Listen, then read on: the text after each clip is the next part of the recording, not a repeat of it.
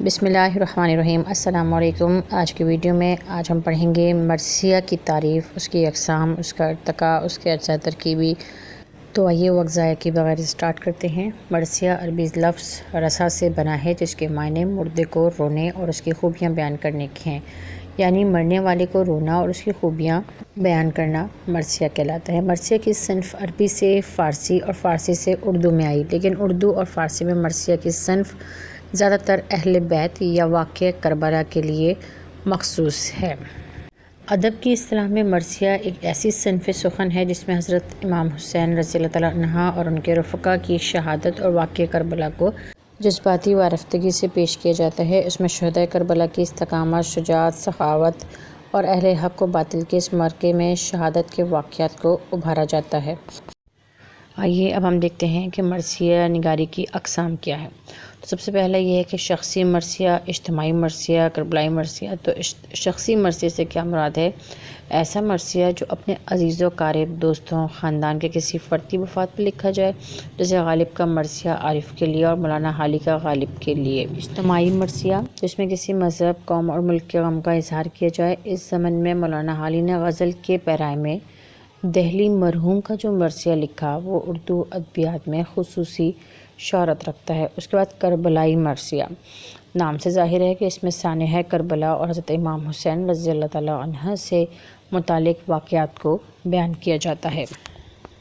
اس کے بعد ہم دیکھتے ہیں کہ مرثیہ کے اجزاء ترکیبی کی تعداد کتنی ہے۔ تو اس کے جو اجزاء ترکیبی ہیں وہ یہ ہیں کہ چہرہ، سراپا، رخصت، آمد، رزم کہتے ہیں جنگ کو، ٹھیک ہے، شہادت اور بین وغیرہ۔ اب ہم اس کی تھوڑی وضاحت دیکھ لیتے ہیں۔ چہرہ دراصل مرثیہ کی تمہید ہے۔ اس میں مناظر فطرت کا بیان، صبح کا منظر، گرمی کی شدت، سفر کی مشکلات کے ساتھ ساتھ حمد و مناقبت کے مضامین بھی بیان کی جاتے ہیں۔ دوسرا سراپا، اس حصے میں کرداروں کی شکل و شباہت، وضاحت کے ساتھ ان کے روحانی فیوز جو ہیں وہ بھی بیان کیے جاتے ہیں۔ رخصت، دوران جنگ جب کوئی بہادر کربلا کے میدان جنگ کے لیے جاتا تو اس موقع پر سب اہل خانہ حسرت و یاس کے ساتھ رخصت کرتے اور اس موقع پر جذبات کا شاعری میں بیان جو ہے وہ رخصت کہلاتا ہے۔ آمد، جب میدان جنگ میں کسی بہادر کی آمد کے انداز اور منظر کو بیان کیا جائے۔ رجز، عرب میں جب دو جنگ آمنے سامنے ہوتی ہے تو باہم نبرد آزما ہونے سے پہلے ایک دوسرے کو للکارتے تھے اور اس دوران اپنی خاندانی وجاہت بیان کی جاتی تھی، تو اس کو بھی مرثیہ کہتے تھے۔ رزم، یہ مرثیہ کا سب سے اہم حصہ ہوتا ہے جس میں جنگ کے منظر کو بیان کیا جاتا ہے۔ شہادت، اس حصے میں جرأت اور بہادری کے ساتھ دشمنوں سے لڑ کر شہید ہونے کا منظر دکھایا جاتا ہے۔ بین اور دعا، اس حصے میں لاش پر رنج و الم کی منظر کشی کی جاتی ہے۔ آئیے اب اس کے بعد ہم دیکھتے ہیں کہ مرثیہ کی حیت کیا ہوتی ہے۔ مرثیہ میں حیت کی کوئی قید نہیں ہوتی۔ ابتدا میں اس کے لیے کوئی مخصوص شکل یا حیت مقرر نہیں تھی، چنانچہ غزل، مثلث، محمس، مسدس، ہر حیت میں مرثیے لکھے گئے، لیکن بعد میں مسدس کو رواج ملا۔ انیس اور دبیر کے دور سے پہلے کچھ شعراء نے دوسری تمام حیتیں ترک کر دیں اور مرثیہ صرف اور صرف مسدس کی شکل میں لکھا جانے لگا۔ مسدس کے ہر بند میں پہلے 4 مصروں میں کسی بات کی تفصیل بیان ہوتی ہے اور آخری 2 مصروں میں ان پہلے مصروں کا خوبصورت نچوڑ ہوتا ہے۔ اردو کے تمام مرثیے مسدس کی حیت میں لکھے گئے۔ اب ہم دیکھتے ہیں کہ مرثیے کا ارتقاء کیسے ہوا۔ اردو میں مرثیہ فارسی اور عربی کے توسط سے آیا۔ اردو مرثیے کا ارتقاء دکن سے ہوا۔ بیجاپور اور گولکنڈہ میں عادل شاہی اور قطب شاہی حکومتوں کی بدولت مرثیے کو فروغ ملا۔ ان ریاستوں کے فرمانروا شیعہ مسلک سے تعلق رکھتے تھے، اس لیے دکن میں مرثیے کو فروغ ملا۔ سب سے پہلا مرثیہ اردو کے پہلے صاحب دیوان شاعر قلی قطب شاہ کے کلام میں ملتا ہے۔ اس کے علاوہ دکن کے دیگر نامور شعراء میں بہت سارے نام آپ کے سامنے موجود ہیں، وہ بھی جو ہے اس دور کے قابل مرثیہ نگاروں میں شمار ہوتے ہیں۔ اس کے بعد شمالی ہند میں مرثیے کی ابتدا شہنشاہوں کے دور سے ہو چکی تھی۔ شعراء فارسی میں مرثیے لکھتے تھے۔ دکنی میراثی کے زیر اثر یہاں اردو مرثیے کا آغاز ہوا۔ محمد شاہ کے دور میں مسکین، حزین اور غمگین نے اس جانب توجہ دی۔